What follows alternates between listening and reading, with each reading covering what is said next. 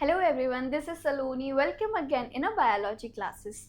Last time में मैंने आपसे एक प्रॉमिस किया था कि जब हम नया सेशन पढ़ेंगे तो हम पीपीटीज की मदद से पढ़ेंगे, क्योंकि जिस तरह से आप पढ़ते हो, डायग्राम्स हैं, फ्लो चार्ट्स हैं, क्योंकि हमारा सब्जेक्ट बायोलॉजी है, इंटरेस्टिंग सब्जेक्ट है। इस इंटरेस्टिंग सब्जेक्ट को और इंटरेस्टिंग चटपटा बनाने के लिए हम किसका यूज़ करते हैं? डायग्राम्स का, फ्लो चार्ट्स का। और मैं आप सभी को एक हिदायत देना चाहती हूँ कि आप लोग भी जब बायोलॉजी पढ़ते हैं स्पेसिफिकली, तो डायग्राम्स की मदद से समझने से कोशिश कीजिए कि ज़्यादा से ज़्यादा जो है रट्टाफिकेशन बाय हार्ट हमें बिल्कुल नहीं करना है। हमें क्या करना है? डायग्राम्स बनाने हैं, लेबलिंग देखनी है और वो जो फ्लो चार्ट, वो जो मैकेनिज्म है, उसे समझने की कोशिश करनी है। So let's start with me. Okay, पहला चैप्टर था आपका the fundamental unit of life, जिसको हम किसके नाम से जानते हैं? सेल के नाम से जानते हैं। याद हो तो हमने सेल को यही बोला था, cell is the basic structural and functional unit of life, also known as the building block of life. याद आया कुछ? चलिए, तो आज हम इसी के बारे में देखेंगे। यहाँ पे आप देख सकते हैं, आपको दिख रहा है कि जो टाइनी डायनेमिक्स बिल्डिंग्स होती हैं, ये किससे फॉर्म्ड होती हैं? सेल से फॉर्म्ड होती हैं। बेसिकली कैसी दिखती है? तो इस तरह से रंग बिरंगी सी एक इमेज नज़र आती है। इसे थोड़ा और ब्रॉडली समझने की कोशिश करते हैं। चलिए, अब ये सेल है। आपने अभी इसकी डेफिनेशन देखी कि सेल क्या है। Basic structural functional unit. Cell से मिलकर के टिश्यू बनते हैं, टिश्यू से मिलकर के आगे जाके ऑर्गन्स, देन ऑर्गन सिस्टम का फॉर्मेशन, और फाइनली आपके जैसे और मेरे जैसे ऑर्गेनिज्म का फॉर्मेशन होता है। तो हम लोगों की जो बिल्डिंग जैसा शरीर है, ये शरीर किसने बनाया? ये शरीर बना हुआ है सेल्स की मदद से। सेल्स ने आपस में अरेंज हो करके हमारे जैसे ऑर्गेनिज्म को बनाया। ये बात हमें कैसे पता चली? किसी ना किसी ने तो डिस्कवरी करी होगी, क्योंकि हमारे जो साइंटिस्ट थे इतने महान थे कि बहुत सारी थ्योरीज देके गए और हमें पढ़ना है। तो ये जो अच्छी वाली थ्योरी है वो हमें दी है हमारे रॉबर्ट हुक जी ने। ये बता के गए हैं कि हम सभी जो ऑर्गेनिज्म हैं, इन सभी का फॉर्मेशन किससे हुआ है? सेल से हुआ है। And the name is Robert Hooke. कब करी थी? तो आपको ये याद होना चाहिए बेटा। मैंने डेटा लास्ट टाइम भी आपको बोला था कि डेटा अलग से पूछ लिया जाता है if you are preparing the NEET exams. Even CBSE boards भी आजकल इसी बेस पे पूछ लेता है कि in which year Robert Hooke discovered the cell. तो आपका आंसर क्या होना चाहिए? 1665। चलिए, अब यहाँ पे लिखा है हनी कॉम। अब ये हनी कॉम क्या होता है? मधुमक्खी का छत्ता देखा है आपने? ऑब्वियस सी बात है, देखा ही होगा। तो मधुमक्खी के छत्ते में कैसे अलग अलग चैम्बर्स होते हैं। तो ये जो चैम्बर्स होते हैं बेटा, उसी की तरह जैसे मान लो ये मधुमक्खी का छत्ता है। कोई मेरे छत्ते की ड्राइंग पे नहीं जाएगा, समझना है, ठीक है? चलिए, तो ये मधुमक्खी का छत्ता है। कहने का मतलब हर एक के लिए अलग अलग एक चैम्बर बना हुआ है। दिख रहा है आप सभी को अलग अलग चैम्बर? तो ये चैम्बर्स के इन्होंने डिनोट किया है हमारी सेल के साथ। जिस तरह से छोटे छोटे क्लासेस ने मिलकर के एक पूरा हनी कॉम, मधुमक्खी का छत्ता बनाया है, उसी तरह से इन्होंने ये डिस्कवरी करते हुए हमें बताया कि आपका जो पूरा शरीर है, ये जो इतना बड़ा सा शरीर, ये किसकी मदद से बना है? सेल्स की मदद से। सेल्स भी आपस में इसी तरह से एक दूसरे के साथ अरेंज्ड हो जाती है और हमारे जैसे एक ऑर्गेनिज्म का फॉर्मेशन करती है। अब यहाँ पे देखेंगे कि ये स्टडी इन्होंने कहाँ करी। तो इन्होंने माइक्रोस्कोप की मदद से बेटा ये स्टडी करी थी। और इन्हें क्या बोला था? कंपोनेंट, जो अलग अलग चैम्बर्स, खांचे होते हैं, इन्होंने सेल्यूले बोला, जिसको आगे जाके सेल बोला गया। ठीक है, तो दैट्स वाई हमने इसको क्या बोला? Basic structural and functional unit. इन्होंने ऑब्जर्व किया बेटा एक लॉन्ग जर्नी के बाद में कि ये जो है वो लिविंग, क्या लिखा है? लिविंग स्ट्रक्चर में प्रेजेंट होती है। ऐसा नहीं है कि मैं किसी भी नॉन लिविंग थिंग को उठा के देखूँ तो मुझे वहाँ पे भी मिलेंगी, नहीं। सिर्फ और सिर्फ ये लिविंग थिंग की स्टडी में इन्होंने फाइंड आउट करी। उसके बाद में इन्होंने रिपीटिंग कंपोनेंट्स देखे और फर्स्ट हिंट दिया कि आपका जो पूरा इंटरनल स्ट्रक्चर है, ये किससे मिलकर के बना है? ये बना है सेल से।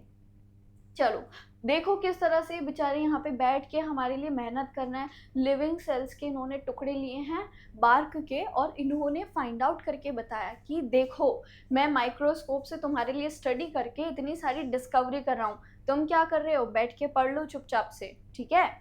तो रोबोट हुक, अभी तक आपने क्या देखा, फटाफट से एक बार देखो। आपने सेल के बारे में देखा, cell is the basic structural and functional unit of life. किसने फाइंड आउट किया था, तो हमारे रॉबर्ट हुक ने किया था। और किस सन में किया था, 1665। इन्होंने इसका कंपैरिजन किससे किया है बेटा, हनी कॉम्ब, मधुमक्खी के छत्ते के साथ किया है, कि जैसे छत्ते में अलग अलग चैम्बर होते हैं, हमारी सेल्स भी इसी तरह से पूरी बॉडी में बिल्डिंग ब्लॉक्स बनाती है। That's why it's known as a building block of the life. चलिए नेक्स्ट स्लाइड। अब यहाँ पे हम रिपीट कर चुके हैं इस लाइन को कि इसको क्या बोला है, बिल्डिंग ब्लॉक ऑफ लाइफ।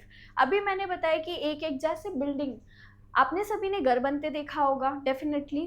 तो वहाँ पे क्या होता है, एकदम से दीवार खड़ी हो जाती है क्या, नहीं ना। कैसे होती है, एक एक ईंट लगाए जाएंगे, सीमेंट लगाएंगे, फिर ईंट लगाएंगे, फिर सीमेंट लगाएंगे। तो इसी तरह से अलग अलग चैम्बर्स बनाए जाते हैं और एक बड़ी सी दीवार, फिर बड़ी सी बिल्डिंग इस तरह से बनाई जाती है। उसी तरीके से यहाँ पे भी ऐसा ही होता है, एक एक सेल जो है अरेंज हो करके एक बिल्डिंग, हमारा शरीर बनाती है। That's why it's known as a building block of the life. उसके बाद में यूनिसेल्युलर ऑर्गेनिज्म, क्या पढ़ा बेटा आपने यहाँ पे, unicellular organism and multi cellular organism. अब ये यूनिसेल्युलर मल्टी सेल्युलर का क्या मतलब है, यूनि का मतलब होता है बेटा सिंगल, ठीक है, आपकी और हमारी तरह सिंगल, बिल्कुल अकेला सा। ऑर्गेनिज्म, सेल्यूलर मतलब सेल, तो ऐसा ऑर्गेनिज्म जिसकी पूरी बॉडी में एक सेल मिलती है, ऐसे ऑर्गेनिज्म को क्या कहा जाता है, unicellular. Such as amoeba, amoeba के पूरे शरीर में एक ही सेल देखने को मिलती है, that's why it's known as a unicellular organism. उसके बाद मल्टी सेल्युलर ऑर्गेनिज्म, मल्टी का मतलब क्या होता है बेटा, मैनी। तो यहाँ पे आपको क्या देखने को मिलती है, मैनी सेल्स, बहुत सारी सेल्स देखने को मिलती है। तो ऐसे ऑर्गेनिज्म जो बहुत सारी मल्टीपल सेल्स से मिलकर के बने हुए होते हैं, ऐसे ऑर्गेनिज्म को बोला जाता है मल्टी सेल्यूलर ऑर्गेनिज्म। जैसे कि आप, मैं, प्लांट्स, एनिमल्स, हम सभी क्या हैं, मल्टी सेल्यूलर ऑर्गेनिज्म है। हमारा हार्ट किसी अलग सेल ने बनाया है, ब्रेन किसी और ने बनाया है, इस तरह से पूरी बॉडी के अलग अलग कंपोनेंट्स को अलग अलग सेल ने फॉर्म किया है। लेकिन एक चीज आपको यहाँ ध्यान रखनी है कि जो सेल जिस शेप साइज की होती है वो उसी के साथ ग्रुपिंग करती है। फॉर एग्जाम्पल, अगर आप मस्ती करने वाले बच्चे हो तो आपको वाइब किसके साथ मैच होती है, जो मस्ती करेगा, जो खेलेगा कूदेगा, शैतानी करेगा। अगर आप पढ़ने वाले बच्चे हो तो आपको ऐसा लगेगा कि मैं इस पढ़ाकू को भी दोस्त बना लूँ, उस पढ़ाकू को भी दोस्त बना लूँ। मतलब आप वाइब मैच कर पाते हो किसके साथ, जो आपसे बहुत ज़्यादा सिमिलर हो। तो सेल्स भी उसी के साथ वाइब मैच करती है जो उससे बिल्कुल ज़्यादा सिमिलर होती हैं, उनके साथ में ग्रुपिंग कर लेती है, और उसी ग्रुपिंग को बोला जाता है टिश्यूज़। और सिमिलर टाइप की सेल्स आपस में सिमिलर टिश्यूज का फॉर्मेशन करती है एंड सिमिलर फंक्शन को परफॉर्म करती है। That is the very important life. क्या बोला मैंने, कि सिमिलर सेल्स सिमिलर टिश्यूज का फॉर्मेशन करके सिमिलर फंक्शन को परफॉर्म करती है, ठीक है। उसके बाद में इसका एग्जाम्पल मैंने आपको दे ही दिया, प्लांट्स, एनिमल्स, हम लोग किससे मिलकर के बने हैं, बहुत सारी सेल्स से। क्यों, क्योंकि सेल्स ही आगे जाके बेटा क्या बनाती है, टिश्यू, टिश्यू से आगे जाके ऑर्गन बनते हैं, ऑर्गन से ऑर्गन सिस्टम, और फाइनली किसका फॉर्मेशन होता है, ऑर्गेनिज्म का फॉर्मेशन होता है। इसे हमने फ्लो चार्ट में भी बना बना के समझा था।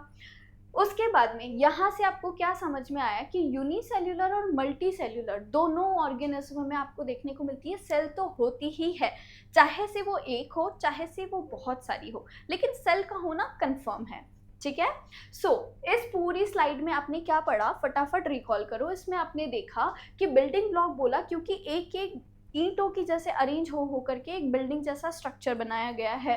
फिर उसके बाद में यहाँ पे इसको क्या बोला है, नंबर की बेस पे इसको क्लासिफाइड किया। अगर सेल में कितने नंबर है, सेल में एक नंबर है, पूरे ऑर्गेनिज्म में अगर एक सेल मिलती है तो इसे क्या बोला है, यूनिसेल्युलर ऑर्गेनिज्म।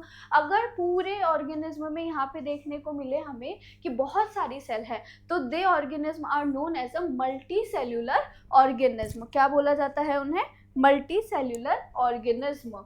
उसके बाद क्यों, तो देखो सेल से मिलकर के टिश्यू, टिश्यू से ऑर्गन, ऑर्गन से ऑर्गन सिस्टम और फाइनली एक ऑर्गेनिज्म का फॉर्मेशन हुआ है। ठीक है, होप सो आपको ये समझ आया होगा। उसके बाद में हम नेक्स्ट स्लाइड पे जाते हैं। अब आ जाती है हमारी सेल थ्योरी। बहुत पढ़ लिया सेल सेल सिंगल सिंगल, अब हम पढ़ेंगे सेल थ्योरी के बारे में। अब थ्योरी जो है, अलग अलग साइंटिस्ट आते हैं, अलग अलग अपना दिमाग लगाते हैं और अलग अलग यहाँ पे चीज़ें लिख जाते हैं और हमें वो पढ़नी पड़ जाती हैं।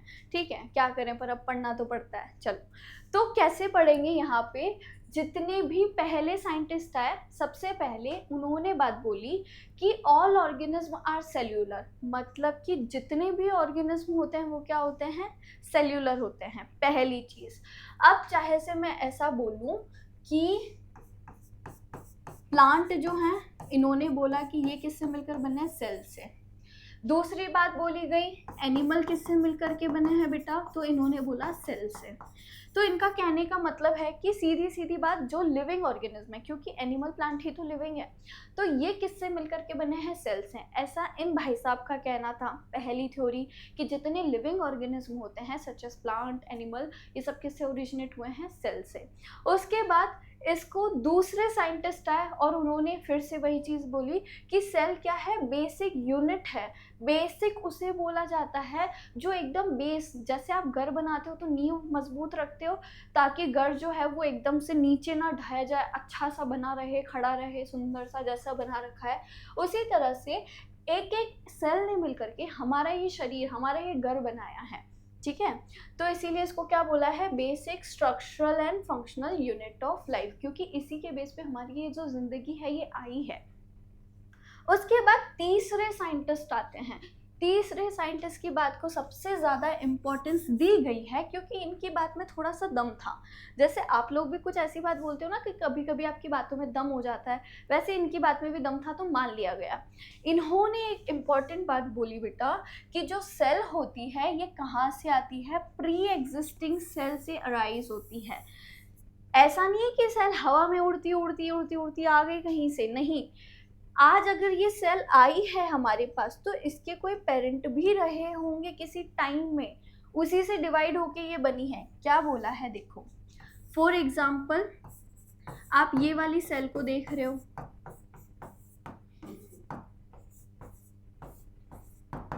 ये अलग अलग सेल। अब आपसे मैं पूछूं कि ये सेल कहाँ से आई है, तो ऑब्वियस ही बात है कि इसका बेस क्या है, ये सेल कहाँ से आई है, तो ये इससे पहले भी कोई होगी। तो इस तरह से एक चेन चलती जाती है। एक कॉन्सेप्ट है ना, मुर्गी पहले आई कि अंडा, तो लोग कंफ्यूज हो जाते हैं, अरे क्या आया, मुर्गी आई होगी, अरे अंडा आया होगा, दिमाग लगाते रहते हैं। ऐसा ही कॉन्सेप्ट यहाँ पे भी है। ये भाई साहब बोलते हैं ये सेल अचानक से कहीं उड़ती उड़ाती नहीं आ गई, ये सेल ऑलरेडी कोई एग्जिस्टिंग सेल थी, उस सेल से ओरिजिनेट होके आई है।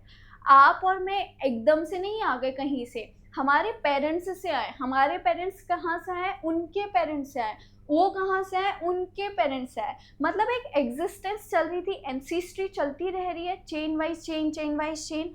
उसी तरीके से यहाँ पे वो बात इन्होंने बोली, तो इनकी बात को बहुत ज़्यादा इंपॉर्टेंस दी कि हाँ ये बात सही कह रहे हैं ये, कि आज की जो सेल है वो कहाँ से आई है, किसी प्री एग्जिस्टिंग सेल से आई है। ठीक है, तो ये सेल थ्योरी बहुत इंपॉर्टेंट है, जिसमें भी सबसे मेन जो इम्पोर्टेंट पॉइंट है ये वाला कि सेल कहाँ से अराइज हुई है बेटा, प्री एग्जिस्टिंग सेल से अराइज हुई है। ठीक है, चलो उसके बाद हम देखेंगे नेक्स्ट स्लाइड, जहाँ पे बोला है ब्रेन ऑफ सेल। अब ये आपने बेसिकली सारी चीज़ें किसके बारे में पढ़ी कि सेल क्या थी, किसने डिस्कवर करी, कौन से सन में करी, कैसे देखा, तो माइक्रोस्कोप लगा के जूम कर करके उन्होंने अच्छे से देखा तो उन्हें दिख गए हनी कॉम जैसे स्ट्रक्चर, मधुमक्खी के छत्ते तक दिख गए उनको एक सेल। उसके बाद में आपने सेल थ्योरी देख ली। अब क्योंकि आपको पता है कि जो सेल स्ट्रक्चर होता है बेटा, सेल के अंदर क्या प्रेजेंट होता है, इस तरह से ये सेल है तो इसके सेंटर में एक, हमेशा मैं इस तरह का स्ट्रक्चर बनाती हूँ, ये स्ट्रक्चर हो जाता है बेटा न्यूक्लियस। न्यूक्लियस को ब्रेन ऑफ सेल बोला है। Why it is called brain of cell. हम अपने दिमाग को इतनी ज़्यादा इंपॉर्टेंस क्यों देते हैं, क्योंकि जो भी एक्शंस हो रहे हैं, बोलना, चलना, किसी पे गुस्सा आना, किसी के लिए बहुत अच्छा लगना, हम बेचारे दिल को ऐसे ही बदनाम करके छोड़ देते हैं। अरे मेरा तो दिल नहीं मान रहा है, अरे मेरा तो दिल ये नहीं, दिल कुछ नहीं करता है। हार्ट के पास में सिर्फ एक काम होता है, ओनली फॉर पंपिंग, सिर्फ धड़कना होता है। और वो धड़कता भी कैसे है, ये चीज़ इंटरेस्टिंग फैक्ट मैं आपको जब 10th में पढ़ाऊंगी तब इसके बारे में डिस्क्राइब करूंगी। अभी हम जानेंगे अपने इस टॉपिक के बारे में। बेसिकली मैं आपको ये समझाना चाह रही हूँ कि जो ब्रेन होता है वो हमारी पूरी बॉडी का कंट्रोल कोऑर्डिनेटर होता है। सारे रूल्स रेगुलेशन यही दिखाएगा। जैसे घर में एक सीनियर इंसान होता है जो सीनियर सिटीजन का फ़ायदा लेते हैं, ये यहाँ नहीं जाना चाहिए, ये ऐसे नहीं होना चाहिए, मेरा घर है, मेरे घर में ऐसा ही होगा, रूल्स रेगुलेशन, मेरी ही पार्टी चलेगी। तो एक सीनियर हर घर में मिलते हैं। उसी तरह से ये सेंटर में रहते हैं, सारे ऑर्गेनेले को अपना काम करवाते हैं, सारी चीज़ों को कोऑर्डिनेट कराते हैं, लेकिन इनकी इंपॉर्टेंस भी बहुत ज़्यादा होती है। ठीक है, तो आप कदर क्या करो। चलो, तो ब्रेन ऑफ सेल किसे बोला जाता है? न्यूक्लियस को बोला जाता है बेटा। आपसे कोई शॉर्ट क्वेश्चन में पूछ ले कि which organelles are known as a brain of cell, तो आप क्या बोलोगे? न्यूक्लियस।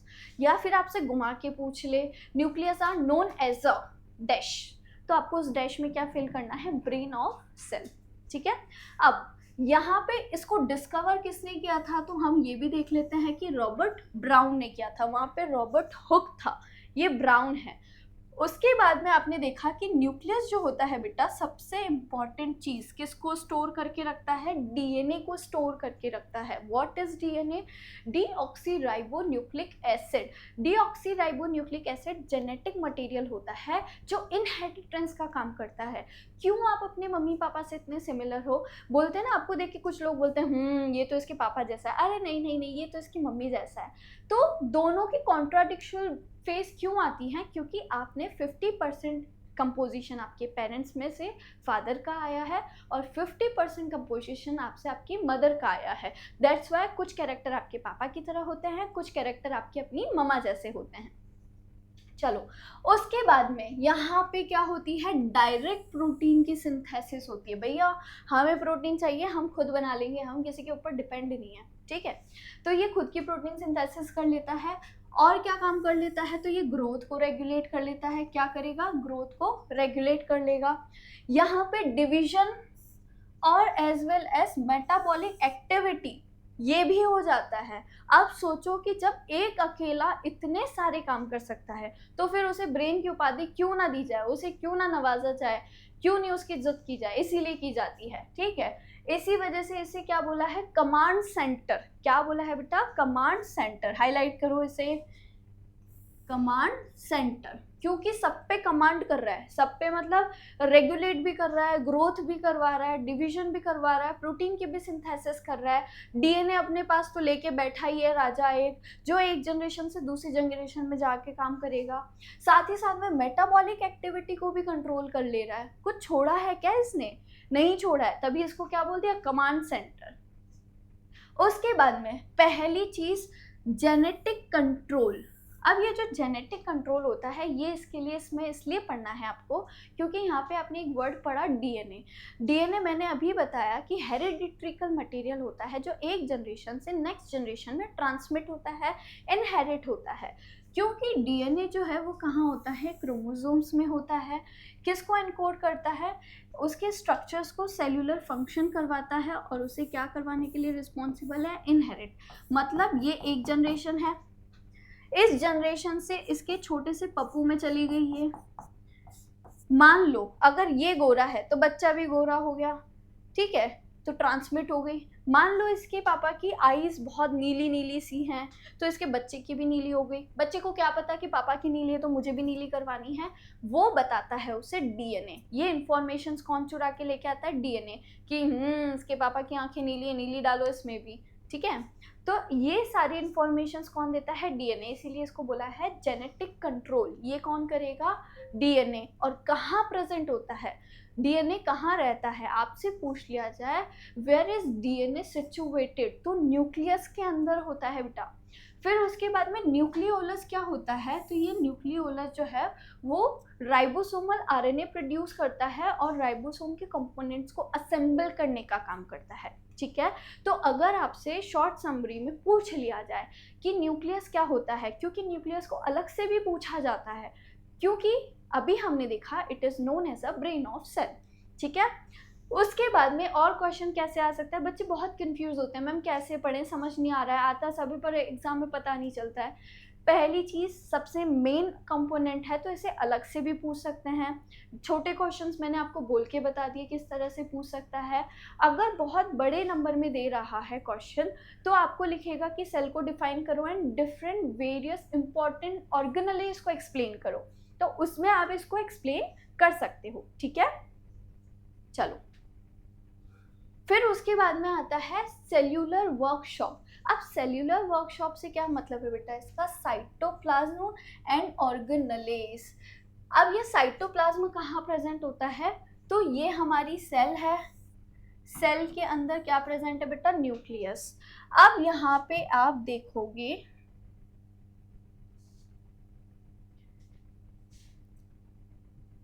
ये जो न्यूक्लियस है इसके चारों तरफ इस तरह से क्या प्रेजेंट होता है? साइटोप्लाज्म प्रेजेंट होता है। क्या प्रेजेंट होता है? साइटोप्लाज्म। ये जो डिप डिप करता हुआ दिख रहा है ये एक फ्लूइड मटेरियल है। क्या है बेटा? फ्लूइड मटेरियल है। वापस देखो, इस तरह से पूरी सेल के अंदर भरा हुआ रहता है, जैसे बलून के अंदर अगर आप एक गुब्बारा लेते हो होली के टाइम पे कैसा पिचका सा होता है, लेकिन उसमें पानी भर देते हो तो कितना फुल सा जाता है, उसी तरीके से ये यहाँ काम करता है।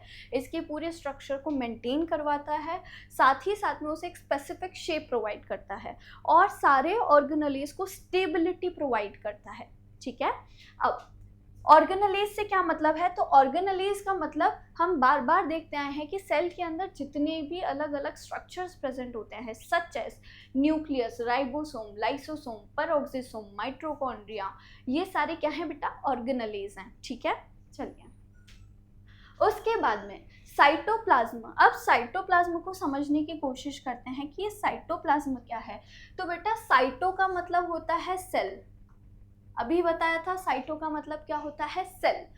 प्लाज्म का मतलब होता है लिक्विड या फिर हम बोल सकते हैं फ्लूइड।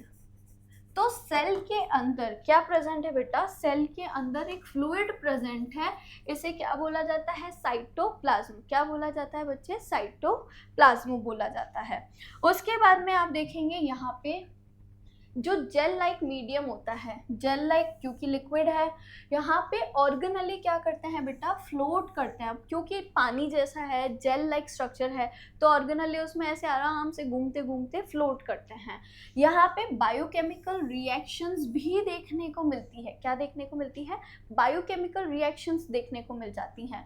ऑर्गेनेलीज जो होते हैं वो अपने मशीन स्पेसिफिक स्ट्रक्चर्स को काम करने को परफॉर्म्ड होते हैं, मतलब सबको अपने अपने काम से मतलब होता है। यहाँ पे इसका मतलब है कि जो उसको जॉब, जो काम उसको असाइन किया है वो करेगा। फॉर एग्जांपल हम बात करते हैं जैसे एक स्कूल की, प्रिंसिपल का काम होता है सारी चीज़ की देख रेख करना, संभालना, सबको कोऑर्डिनेट करना। कोऑर्डिनेटर आता है सारे टीचर्स को क्या करेगा? कोऑर्डिनेट करेगा, हर चीज़ को वो देखते हैं और प्रिंसिपल तक लेके जाते हैं। टीचर्स का काम क्या होता है? बच्चों को आके पढ़ाना। उसके बाद में बच्चों का काम क्या होता है? बैठ के पढ़ना। उसके बाद में क्या आता है? वर्कर्स, जो वहाँ पे पियोन्स काम करते हैं, साफ सफाई करना। बाउंसर्स लगे होते हैं तो उनका काम क्या होता है? सिक्योरिटी को मेंटेन करना वगैरह। गेट के बाहर जो गार्ड खड़े रहेंगे उनका क्या काम होगा? कोई भी आता है उनसे एंट्री करवा कि हाँ अब आप जाइए, अब आप जाइए, अब आप निकले, अब आप आ जाइए, ऐसे काम करते रहते हैं। कुल मिला के इससे मैं ये समझाना चाह रही हूँ कि जितने इंडिविजुअल थे सबका अपना अपना काम था। अब टीचर ये सब छोड़ के बाहर जाके उधर पियोन का काम थोड़ी ना करेगा कि चलो मैं झाड़ू पोछा कर लेता हूँ, चलो आज दूसरे भी नहीं आए मैं उसका भी काम देख लेता हूँ, चलो आज गार्ड नहीं आया मैं जाके गेट खोल लेता हूँ, या आज कोई ये नहीं आया तो मैं उसका काम देख लेता हूँ। अगर ऐसा कर भी लेगा तो काम अच्छा नहीं होगा, ना अच्छे से पढ़ा पाएगा, क्योंकि टीचर का काम होता है पढ़ाना, ठीक है। चलो, तो यहाँ पे यही बताया गया है कि साइटोप्लाज्म क्या होता है बेटा, एक फ्लूइड होता है जिसके अंदर सारे ऑर्गेनेले मस्त आराम से तैर रहे होते हैं, और बाकी के जो ऑर्गेनेलेज है उसके लिए उसने बोला है कि एक मशीन्स होती हैं जिनको सभी को अपना अपना काम असाइन कर रखा है और उन्हें पता है कि उन्हें क्या करना है। अब उन्हें कैसे पता, तो जैसे फॉर एग्जाम्पल समझ लो, न्यूक्लियस का काम है सारी चीज को कंट्रोल करना, तो वो यही काम करेगा, प्रिंसिपल की तरह काम करते हैं ये, ठीक है। दूसरा ले लो माइटोकॉन्ड्रिया, माइटोकॉन्ड्रिया का काम होता है जो भी काम कर रहा है बेचारे को एनर्जी दे देता है, तो एटीपी प्रोड्यूस करता है, तो सारे ऑर्गेनेले काम करते हैं। राइबोसोम का काम होता है प्रोटीन बनाना। कुल मिला के सब अपने काम से काम रख रहे हैं, दूसरों के उसमें जाके अच्छा चल मैं मदद कर देता हूँ ऐसा काम नहीं करते। चलो, उसी तरह से देखो माइटोकॉन्ड्रिया को अभी याद किया और अभी आ गया। माइटोकॉन्ड्रिया का मतलब होता है power house of the cell. कहाँ लिखा है, तो इतनी अच्छे से नीचे लिखा हुआ इसने दे रखा है हमें, it is known as a power house of the cell. क्यों बोला है, क्योंकि ये पावर जनरेट कराता है बेटा। पावर से क्या मतलब है, एटीपी। पावर से क्या मतलब है, ATP. And what is ATP, ATP is a adenosine try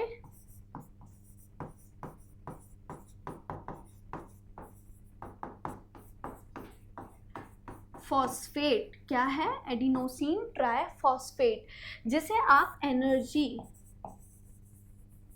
आप दिन में कितना काम कर रहे हो, अभी मैं बोल रही हूँ मेरी एनर्जी लग रही है, आप मुझे सुन रहे हो आपकी एनर्जी लग रही है, आपका दिमाग इतना काम कर रहा है, अरे बाप रे सारी चीज़ें आज ही बताएंगी क्या, उसको लिखना भी हो रहा होगा आपको, तो ये सब में क्या लग रही है, एनर्जी। मैं इवन हाथ भी हिला रही हूँ, मुंह भी चला रही हूँ, इसमें भी मेरी क्या लग रही है, एनर्जी लग रही है।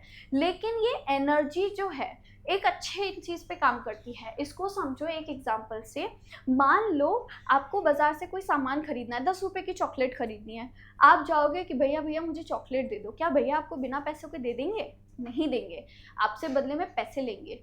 तो कहने का मतलब ये है कि चाहे कितनी ही महंगी एक्सपेंसिव चीज़ लो, चाहे कितनी ही चीपेस्ट चीज़ लो, इवन तुम 1 रुपए की चीज़ लेके देख लेना, वो भी नहीं देंगे कि पैसे दोगे तो मिलेगी, नहीं तो नहीं मिलेगी। उसी तरीके से, क्योंकि हमारी जो रुपया है वो हमारी क्या है, करेंसी है, कि आप दोगे तो मिलेगा बदले में, नहीं दोगे तो कुछ नहीं मिलेगा। उसी तरह से एटीपी जो है बेटा वो हमारी बॉडी की करेंसी है। मुझे कितना काम करना है, कहाँ पे कितना खर्च करना है, कितनी एनर्जी लगानी है, ये एटीपी डिसाइड करती है। मेरा ये जो हाथ है ना, ये मुफ्त में नहीं चल रहा है, ये मुंह मुफ्त में नहीं चल रहा है, बदले में मेरे शरीर से क्या ले रहा है, ये अभी एटीपी ले रहा है। इसी तरह से अगर मैं और बोलूँगी तो एक टाइम पे मैं एग्जॉस्ट हो जाऊंगी, मेरा गला सूखेगा, थोड़ी थकान सी फील होगी, पैर टूटेंगे। क्यों, ये मुझे इंडिकेट करते हैं कि अब आपकी एनर्जी कम हो गई है, आप बैठो, पानी पियो, नाश्ता वाश्ता करो। मतलब क्या है ये, पानी पियो, नाश्ता करो, एनर्जी लो, क्योंकि फूड आपको क्या प्रोवाइड करता है बेटा, एनर्जी प्रोवाइड करता है, ठीक है। चलो, तो आपने माइटोकॉन्ड्रिया को power house of the cell बोला है, क्यों बोला है, क्योंकि ये एटीपी को जनरेट करता है। हमारी बॉडी की करेंसी क्या है, एटीपी। एटीपी की फुल फॉर्म क्या है, एडिनोसिन ट्राइफॉस्फेट। एडिनोसिन का एक मॉलिक्यूल होता है जिसपे 3 फॉस्फेट होती है, इसी वजह से इसका नाम क्या रखा गया है, एडिनोसिन ट्राइफॉस्फेट, ठीक है। अगर हम इसके जनरली स्ट्रक्चर की बात कर लें बेटा, तो इसका जो स्ट्रक्चर है वो कैसा दिखेगा, डबल मेम्ब्रेनस स्ट्रक्चर होता है, बाहर वाली लेयर आउटर, अंदर वाली लेयर इनर। और इनर लेयर जो होती है बेटा, इसमें बहुत सारे क्या प्रेजेंट्स होते हैं, फोल्ड्स प्रेजेंट होते हैं। देख रहे हो आप, अगर आपको दिख रहा होगा कि बाहर वाली बड़ी है अंदर वाली बड़ी है, तो ऑब्वियस ही बात है जिसमें फोल्ड्स प्रेजेंट होते हैं। ज़्यादा लंबी थी इस वजह से उसको छोटी जगह में रखने के लिए क्या कर दिया उसने, अपने आप को फोल्ड कर दिया। इसको समझो कि अगर आप रस्सी या कोई पाइप पानी वाला जो लेते हो यूज़, कितना बड़ा होता है, बहुत बड़ा होता है। अब उसको पूरे घर में थोड़ी ना फैला के रखोगे, आप क्या करते हो, उसको तमीज़ से चारों तरफ लिपटते हो और एक जगह पे टांग देते हो।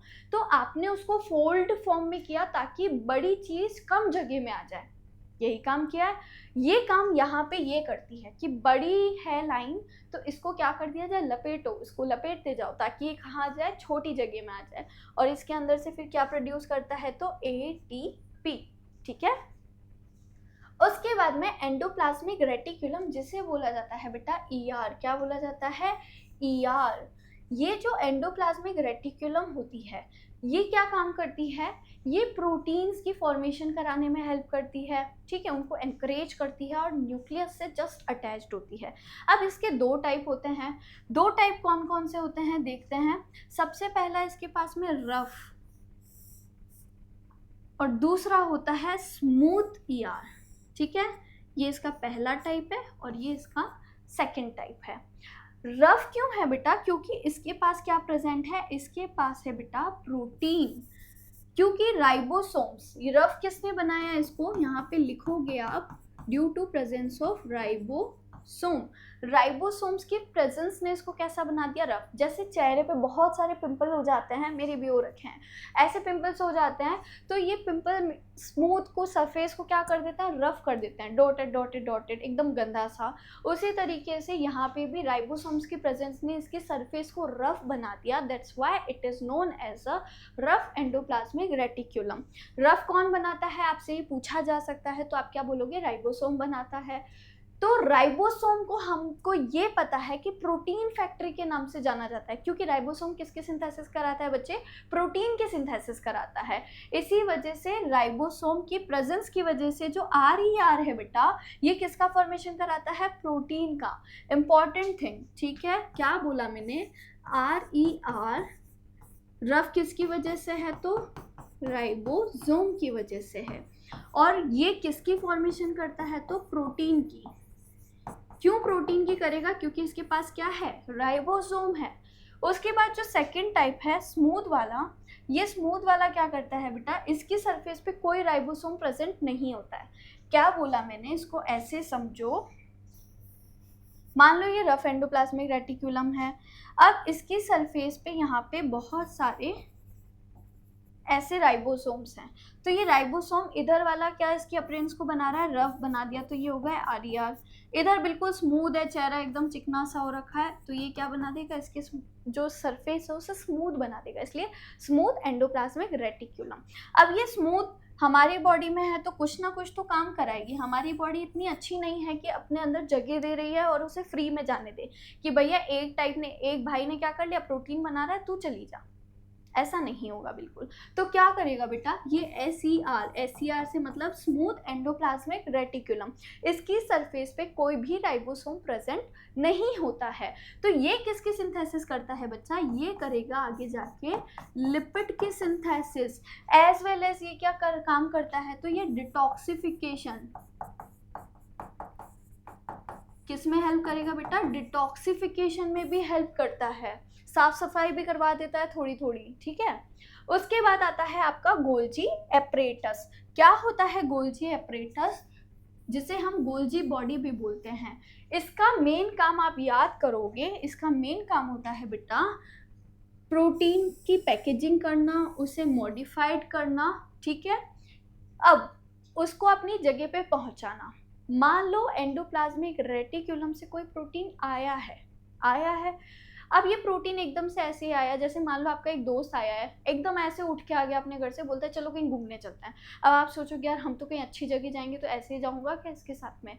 तो आप उसको अपने कपड़े दे दोगे, उसकी अच्छी सी साफ सफाई कर दोगे, उसको थोड़ा सा क्रीम पाउडर लगा के चल अच्छा दिख जा तू भी, ठीक है। तो कुल मिला के आप उसको क्या करोगे? अच्छा बना दोगे, पैकिंग बना दोगे, बाहर जाते ही सब बोलेंगे वाओ कितना अच्छा है ये तो, ठीक है।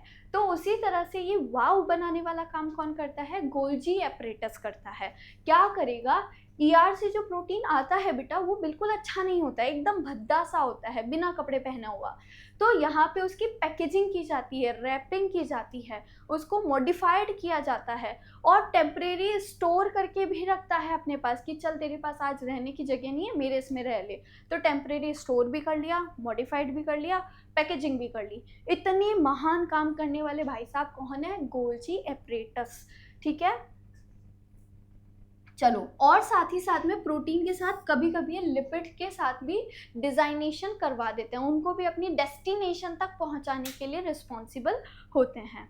इतना समझ आया? इस पूरी स्लाइड में आपने क्या पढ़ा? साइटोप्लाज्म और अलग अलग ऑर्गेनेलीज। सेल के अंदर जो फ्लूइड प्रेजेंट है बेटा वो क्या कहलाता है? साइटोप्लाज्म। जो छोटे छोटे स्ट्रक्चर्स हैं are known as a organelles. कहाँ कहाँ रहते हैं ये सारे ऑर्गेनेलीज? तो साइटोप्लाज्म में ऐसे फ्लोट करते हुए चलते हैं। उसके बाद में पहला आपने ऑर्गेनेली देखा mitochondria, power house of the cell. दूसरा एंडोप्लाज्मिक रेटिक्यूलम, ये हमारे प्रोटीन लिपिड की सिंथेसिस के लिए रिस्पॉन्सिबल होता है क्योंकि इसके दो टाइप होते हैं, आरईआर एंड एसईआर। तीसरा आपने देखा गोल्जी एपरेटस, जो गंदा सा प्रोटीन आया था उसे एकदम से कपड़े पहना के राजा बाबू बना के क्या कर लेता है बेटा? एकदम मॉडिफाइड, चमका देता है मस्त वाला सा। ठीक है, नेक्स्ट उसके बाद है आपका specialised function and cellular diversity. अब यहाँ पे आप पढ़ोगे बेटा प्रोकैरियोटिक एंड यूकैरियोटिक के बारे में। प्रो मतलब होता है बेटा, यहाँ पे प्रो मतलब वो नहीं कि आप बहुत महान हो, प्रो बन रहे हो, ये नहीं। यहाँ पे प्रो का मतलब होता है प्रिमिटिव टाइप ऑफ सेल। क्या मतलब है? प्रिमिटिव, पुरानी सी, जिसके पास कोई ज़्यादा स्पेशलाइज कोई खास स्ट्रक्चर नहीं है। ठीक है, तो इसका साइज देख लो आप कैसा है, बिल्कुल स्मॉलर है, सिंपल है। कहाँ देखने को मिलता है? बैक्टीरिया में देखने को मिल सकता है। इसका जो डीएनए होता है इवन उसके भी रहने के लिए न्यूक्लियस तक नहीं है इसके पास। हमने बोला कि सेल के पास न्यूक्लियस होना तो मैंडेटरी है क्योंकि वो क्या है? ब्रेन ऑफ सेल है। लेकिन ये बेचारा तो इतना गरीब निकला कि इसके पास तो सेंटर में न्यूक्लियस ही नहीं है। न्यूक्लियस के नाम पे इसके पास एक न्यूक्लियोलस नाम का स्ट्रक्चर प्रेजेंट होता है, लेकिन जो इम्पॉर्टेंट चीज़ होती है डीएनए न्यूक्लियस के पास होती है, अब वो है ही नहीं। तो बेचारा इसका डीएनए क्या करेगा? आराम से साइटोप्लाज्म में फ्रीली घूमता रहेगा। उसके अलावा यूकैरियोट में, यूकैरियोट एकदम बढ़िया सी सेल होती है, मॉडिफाइड होती है एंड एडवांस टाइप की होती है। आप और मैं किस में आते हैं? यूकैरियोटिक सेल में आते हैं। तो ये कैसी सेल है बेटा? एडवांस्ड सेल है। कैसी सेल है? एडवांस्ड सेल है। उसके साथ में यहाँ पे न्यूक्लियस भी बड़ा अच्छे से होता है। उस न्यूक्लियस तो प्रेजेंट है, साथ ही साथ में न्यूक्लियस के ऊपर कवरिंग्स भी हैं। मतलब न्यूक्लियर भी दो लेयर का है, outer nuclear membrane, inner nuclear membrane. मतलब न्यूक्लियर तो है, साथ ही साथ में न्यूक्लियस के चारों तरफ मेम्ब्रेन्स भी प्रेजेंट है। और इसके कुछ एग्जाम्पल्स क्या हो जाएंगे? तो इसके एग्जाम्पल हो जाएंगे बच्चे आपके प्लांट, एनिमल, फंजाई। ये सब किसके एग्जाम्पल हो गए? यूकैरियोट्स के एग्जाम्पल। अगर आपसे कोई बेसिक डिफरेंस पूछे तो प्रोकैरियोटिक बेटा प्रिमिटिव टाइप की सेल होती है, यूकैरियोट एडवांस टाइप की सेल होती है। प्रोकैरियोट बिल्कुल सिंपल, बहुत कम ऑर्गेनेलीज, इवन मेन चीज़ न्यूक्लियस ही नहीं होता है उसके पास। इसका एग्जाम्पल हो जाएगा बैक्टीरिया। आपको एग्जाम्पल याद करना है। फिर उसमें सबसे इम्पॉर्टेंट दूसरी चीज़, यूकैरियोट्स एडवांस टाइप की सेल, न्यूक्लियस भी होता है और न्यूक्लियस तो छोड़ो, न्यूक्लियस में कवरिंग्स भी होती हैं। दो कवरिंग होती है, आउटर न्यूक्लियर और इनर न्यूक्लियर। ठीक है, और इसके एग्जाम्पल क्या हो गए? Plant, animal and fungi. चलिए, उसके बाद में कुछ और ऑर्गेनेलीज की बात करते हैं, जिसमें आपको यहाँ पे दे रखा है लाइजोसोम।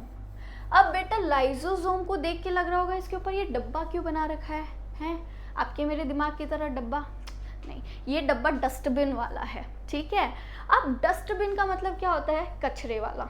ठीक है, तो लाइजोसोम को ये कचरे वाला क्यों बता रहा है?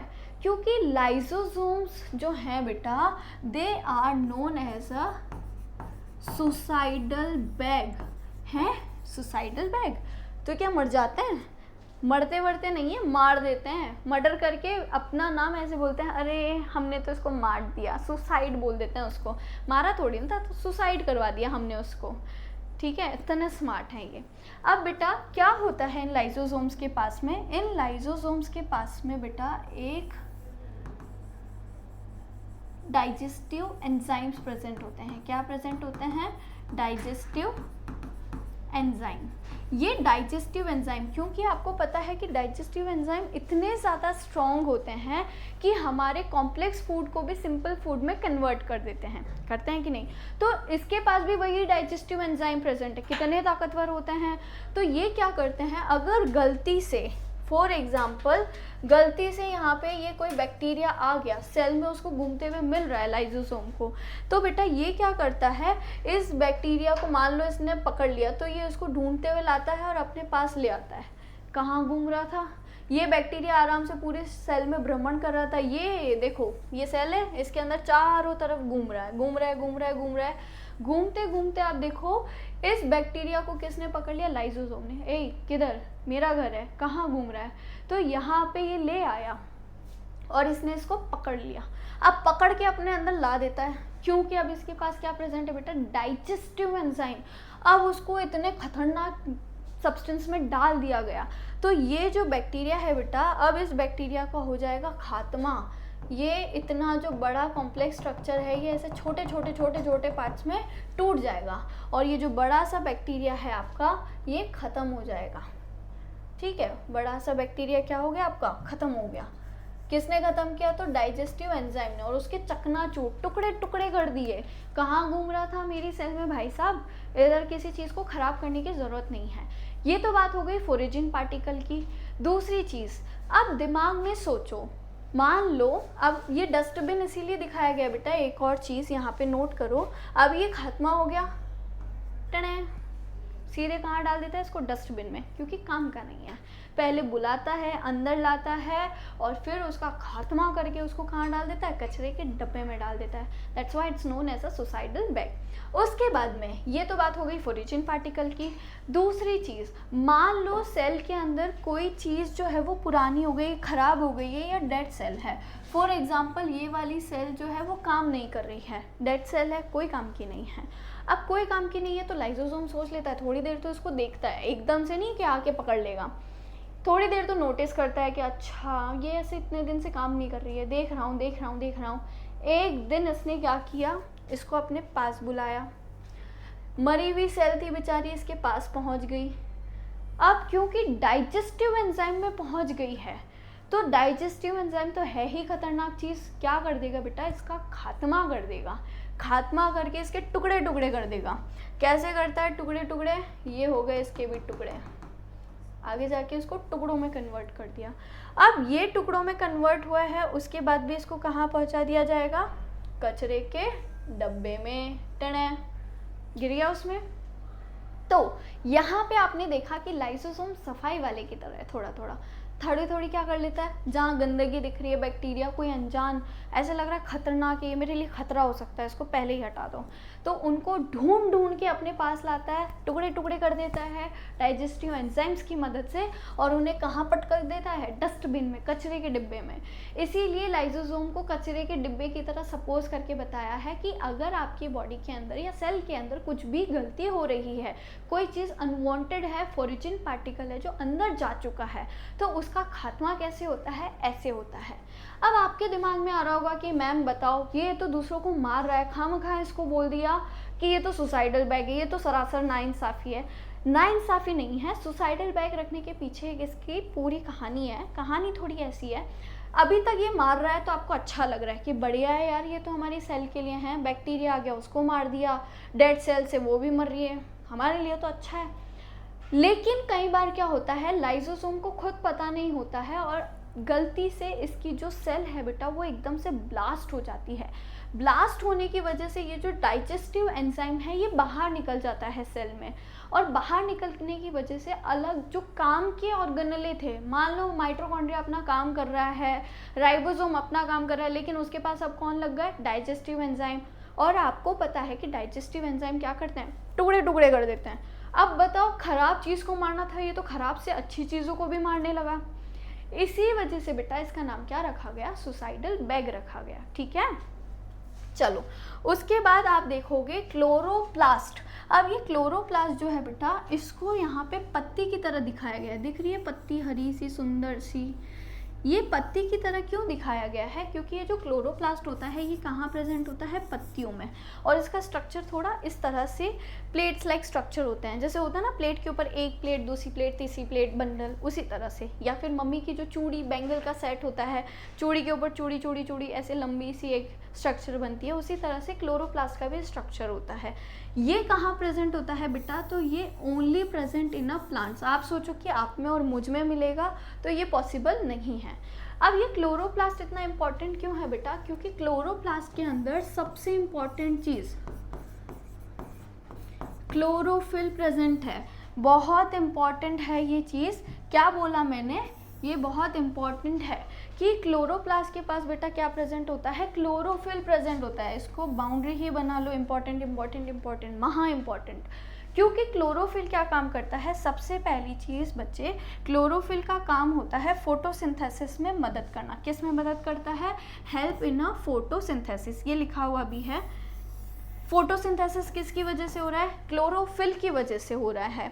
अगर आपने फोटोसिंथेसिस को थोड़ा सा भी पढ़ रखा है तो आपको पता है कि फोटोसिंथेसिस के लिए 4 रॉ मटेरियल चाहिए होते हैं। कौन कौन से, sunlight, carbon dioxide, water molecules और लास्ट सबसे इम्पॉर्टेंट क्लोरोफिल। और ये क्लोरोफिल कहाँ प्रेजेंट होता है, क्लोरोप्लास्ट में। और ये क्लोरोप्लास्ट कहाँ होता है, पत्ती में। ठीक है, चेन बन गई है। उसके बाद में साथ इस क्लोरोफिल का एक और काम होता है बच्चे, ग्रीन डोमिनेंसी। जितने भी प्लांट है वो हरे क्यों नज़र आते हैं, क्योंकि उनके पास क्या प्रेजेंट है, क्लोरोफिल प्रेजेंट है। अगर किसी के पास क्लोरोफिल नहीं होता है तो वो ग्रीन कलर का नहीं होता है।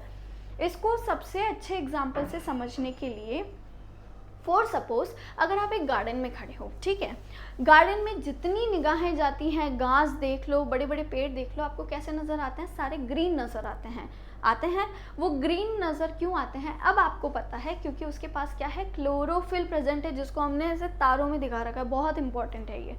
तो ये जो क्लोरोफिल है बेटा, ये ग्रीन डोमिनेंट होता है। ये बोलता है कि मेरा कलर तो ग्रीन है और अगर मुझे रखा है तो तुम्हें कैसा होना पड़ेगा, ग्रीन होना पड़ेगा। इसीलिए क्या प्रोवाइड करता है, ग्रीन कलर प्रोवाइड करता है। दूसरी चीज़, फोटोसिंथेसिस में हेल्प करता है। अब आप सोचो कि मैम ये क्या बात हुई, हमने तो बैंगनी कलर की पत्तियाँ देखी हैं, हमने तो लाल कलर की भी पत्तियाँ देखी हैं, हमने तो पीली भी पत्तियाँ देखी हैं, तो बताओ ये कैसे। आप तो बोल रही हो कि सब हरी हरी होती हैं। मैंने बोला कि 90% से जो प्लांट्स होते हैं वो हरे होते हैं, बाकी के 10% में ये कलर अलग आ जाते हैं। बेटा समझने वाली बात ये है कि आप जो ये अलग अलग पत्तियां देखते हैं, पर्पल, रेड, ऑरेंज, ठीक है, ये कलर्स जो हैं वो पिगमेंट डिटरमाइन करते हैं। कौन डिटरमाइन करते हैं, पिगमेंट। मान लो ये एक कलर है, अभी मान लो इसका कलर येलो आ रहा है, तो मैं अगर इस पर चलाऊंगी तो येलो ही चलेगा। उसी तरह से क्लोरोफिल जो है ये भी एक पिगमेंट है, लेकिन ये ग्रीन पिगमेंट है। ये बोलता है कि मेरा कलर ही ग्रीन है भाई साहब, अगर आप मुझे यूज़ करोगे तो मैं ग्रीन ही दूंगा, मैं नीला पीला हरा नहीं करूँगा। ठीक है, तो दो चीज़, फोटोसिंथेसिस में हेल्प करता है और ग्रीन कलर सबको प्रोवाइड करता है। आगे इतना समझ में, चलो उसके बाद में आउटर ग्रैपर क्रीनल मेम्ब्रेन, ये आते हैं ऑर्गेनेलेस के स्ट्रक्चर में। इस ऑर्गेनेले के स्ट्रक्चर को बेटा हम कल पढ़ेंगे। आज के लिए इतना ही देखते हैं, फटाफट से क्विक रिवीजन करते हैं कि आज की क्लास में आपने क्या क्या देखा। चल, सबसे पहले आपने सेल के बारे में देखा। Cell is the basic structural and functional unit of life, also known as the building block of life. क्यों, क्योंकि सेल से मिलकर के टिश्यू, टिश्यू से मिलकर के ऑर्गन, ऑर्गन से मिलकर ऑर्गन सिस्टम एंड फाइनली हमारे जैसे ऑर्गेनिज्म का फॉर्मेशन होता है। उसके बाद में आपने देखा कि रॉबर्ट हुक नाम के एक साइंटिस्ट थे जिन्होंने 1665 में इसकी डिस्कवरी करी थी। और इन्होंने क्या देखा, इन्होंने माइक्रोस्कोप में रिसर्च कर करके देखा कि मुझे तो हनीकॉम्ब, मधुमक्खी का छत्ता नज़र आ रहा है। कहने का मतलब छत्ता नज़र नहीं आ रहा था, मधुमक्खी के छत्ते जैसा एक स्ट्रक्चर। जैसे मधुमक्खी के छत्ते में अलग अलग चैम्बर होते हैं, वैसे ही उन्हें लिविंग टिश्यूज़ में अलग अलग चैम्बर देखने को मिले। तो उन्होंने इसको डिनोट करके किसके सम्मान में इसका नाम रखा, हनीकॉम्ब डिस्कवरी करी, जो किसके तरह नज़र आती है, मधुमक्खी के छत्ते की तरह नज़र आती है। उसके बाद में इन्होंने इससे ये बताया कि जितनी लिविंग सेल्स होती हैं बेटा वो किससे मिलकर के बनती हैं, वो सारी सेल्स से मिलकर के बनती हैं। फिर इन्होंने क्या बताया कि building block of life, number के बेस पे जब क्लासिफिकेशन हुआ बेटा तो सेल को दो पार्ट में डिवाइड किया, unicellular, multi cellular. Single cell organism कहलाएंगे यूनिसेल्यूलर, मल्टी सेल्यूलर ऑर्गेनिज्म जिसके पास बहुत सारी मल्टीपल सेल्स होंगी are known as a multi cellular organism. उसके बाद अलग अलग साइंटिस्ट आए, उन्होंने अलग अलग थ्योरी पेश की जिसे सेल थ्योरी के नाम से जाना जाता है। पहली थ्योरी के अकॉर्डिंग जितने भी ऑर्गेनिज्म में प्लांट हैं वो सभी किससे बने हैं, सेल से। जितने एनिमल्स हैं वो किससे बने हैं, सेल से।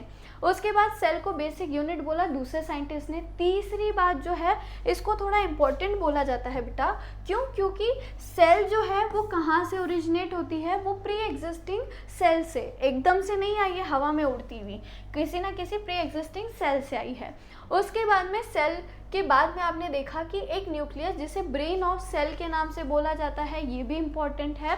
अब यहाँ पे ये डिस्कवरी बताई हमें रॉबर्ट ब्राउन ने। इन्होंने बोला कि इसके पास जेनेटिक कंट्रोल होता है, डीएनए प्रेजेंट होता है, अलग अलग न्यूट्रिएंट डिवीजन करने की कैपेसिटी है, सारी चीज़ों को कंट्रोल कोऑर्डिनेट करके चलता है। उसके बाद में आपने देखा कि साइटोप्लाज्म, पूरी सेल के अंदर एक फ्लूइड प्रेजेंट होता है, उसे साइटोप्लाज्म, और उसके अंदर ऑर्गेनेले जो हैं वो तैरते रहते हैं। माइटोकॉन्ड्रिया एटीपी प्रोड्यूस करता है, that's why it's known as a power house of cell. Endoplasmic reticulum जो है बेटा वो प्रोटीन की और लिपिड की सिंथेसिस कराता है। उसके बाद गोल्जी एपरेटस क्या है, प्रोटीन को राजा बाबू बनाता है, अच्छे से सूट बूट पहनाता है, मतलब पैकेजिंग का काम करता है। फिर आपने देखा कि स्पेशलाइज स्ट्रक्चर के फंक्शन और क्या हो सकते हैं, तो लाइसोसोम को हमने बोला सुसाइडल बैग। क्यों बोला, क्योंकि ये इसके पास डाइजेस्टिव एंजाइम होते हैं, कोई भी अनवांटेड पार्टिकल को ये जो काम नहीं कर रहा है ये उसे क्या कर देता है, ख़त्म कर देता है। फिर उसके बाद में आपने क्लोरोप्लास्ट, ये सिर्फ और सिर्फ प्लांट सेल में मिलेगा, noted the point, animal cell में नहीं मिलेगा। तो यहाँ पे आपको देखने को मिलता है क्योंकि इसके अंदर क्लोरोफिल प्रेजेंट है, इसकी वजह से फोटोसिंथेसिस हो पाती है। पौधे अपना खाना किसकी बदौलत बना रहे हैं, इसी भाई साहब की बदौलत। उसके बाद में ग्रीन डोमिनियंसी रखता है, इसी वजह से जितने भी पौधे हैं वो हमें कैसे नज़र आते हैं, ग्रीन नज़र आते हैं। उसके बाद हमने प्रोकैरियोटिक और यूकैरियोटिक सेल देखी। प्रोकैरियोटिक बेटा प्रिमिटिव टाइप की सेल होती है, ज़्यादा डेवलप नहीं होती है, छोटी मोटी चीज़ें गरीबी में काम निकाल लेती है। जबकि यूकैरियोटिक एकदम अंबानी है, सभी काम के लिए अलग अलग काम के लिए अलग अलग नौकर रखे हैं। एनर्जी बनानी है, माइटोकॉन्ड्रिया को बुलाओ, किसी को मरवाना है, लाइसोसोम को बुलाओ, प्रोटीन बनाना है, राइबोसोम को बुलाया जाए, प्रोटीन को पैक करना है, गोल्जी को बुलाया जाए। तो इस तरह से इसके पास सभी काम को करने के लिए अलग अलग ऑर्गेनेलीज प्रेजेंट होते हैं। फिर उसके बाद में आपने बस इतना ही देखा और ये पोर्शन जो है हम अपनी कल की क्लास में डिस्कस करेंगे। होप सो आपको समझ आया होगा। आप अगर कोई भी क्वेरी करना चाहते हैं तो मुझे कमेंट में उस क्वेश्चन को पूछ सकते हैं। Thank you so much.